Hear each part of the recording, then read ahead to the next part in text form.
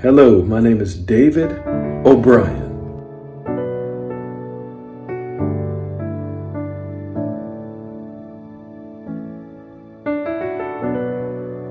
And I'm here for your success in the areas of purity.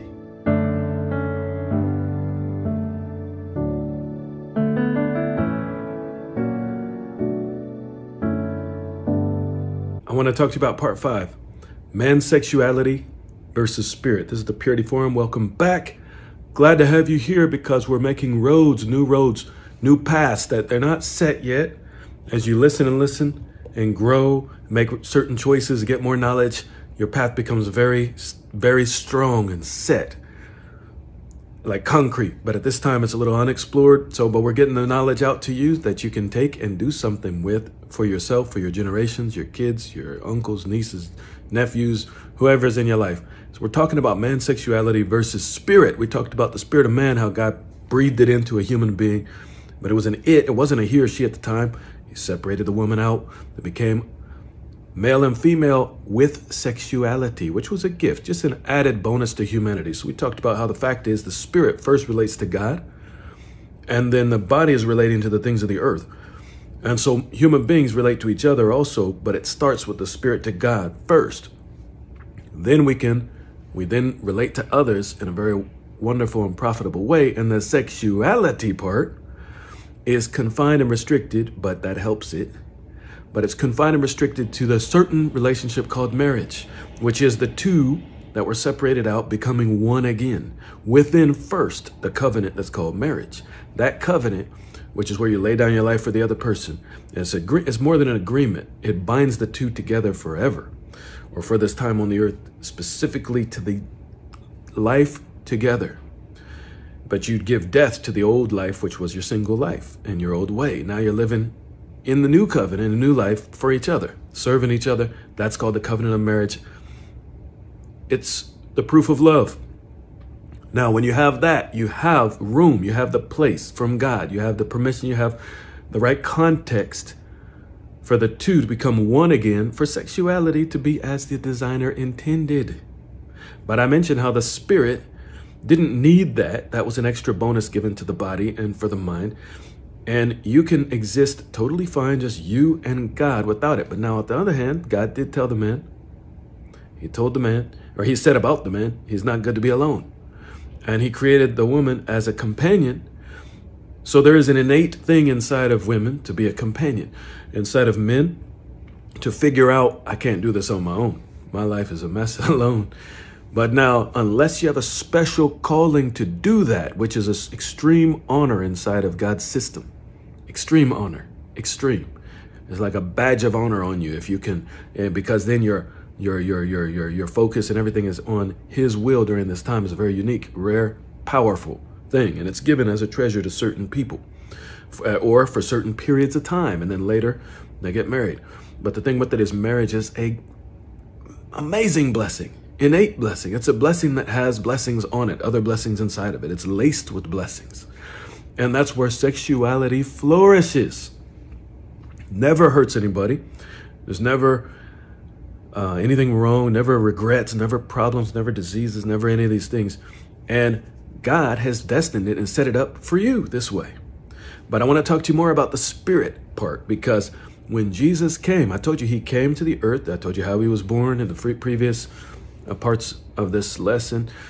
What he did was on earth, he did miracles. How did he do it?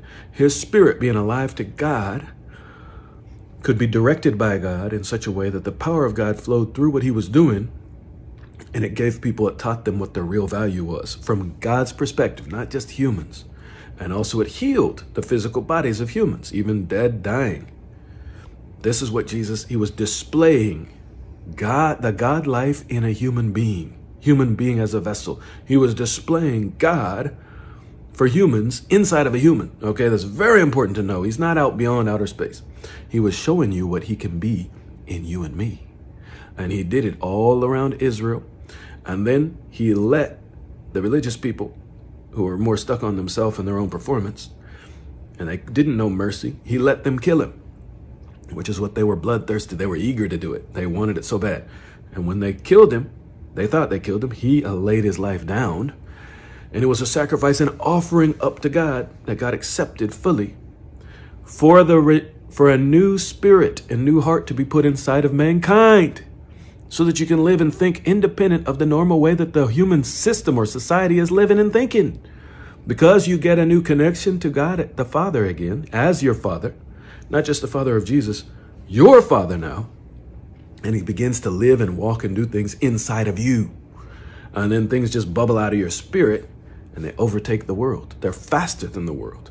The world can't keep up or catch up when you're in tune with the Creator and his voice is leading and his power comes out of you. And again, it restores relationships. It heals people's self-identity of their past. You know, they have a problem with their past, and it heals so that they don't have a connection anymore. They don't look back anymore the way they were before. They don't see themselves in the mirror wrongly anymore. And instead, their expectations and all this stuff just explodes. The way they think explodes in a good way, you know, as to their mind is blown on what can happen, what will happen. And then they can be a blessing, an innocent, like loving person to others, you know, just a big, huge teddy bear for others.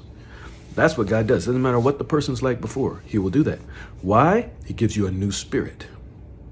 That spirit's responsive to him, and it can absorb the information from him, the knowledge from him, which then comes into you and finds root in you, and then eventually grows, and all this different stuff happens on the inside and blossoms.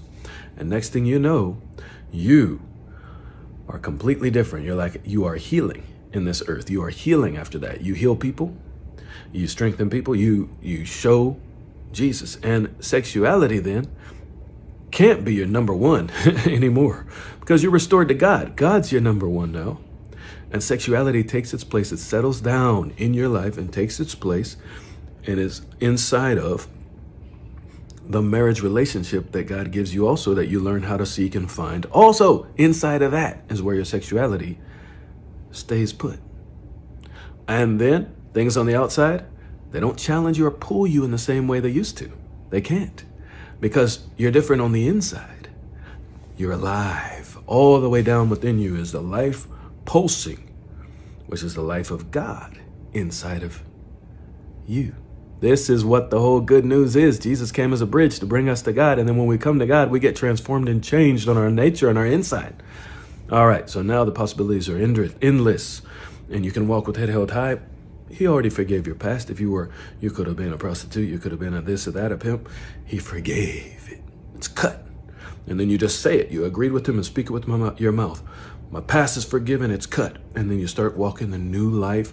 Spirit first, not body, not sex organs, not body, not brain. Spirit first. As you do that, everything mends in your life, and sexuality becomes a servant to you to do exactly what God intended it to do from the beginning. Your desires are different. You're walking just like Jesus.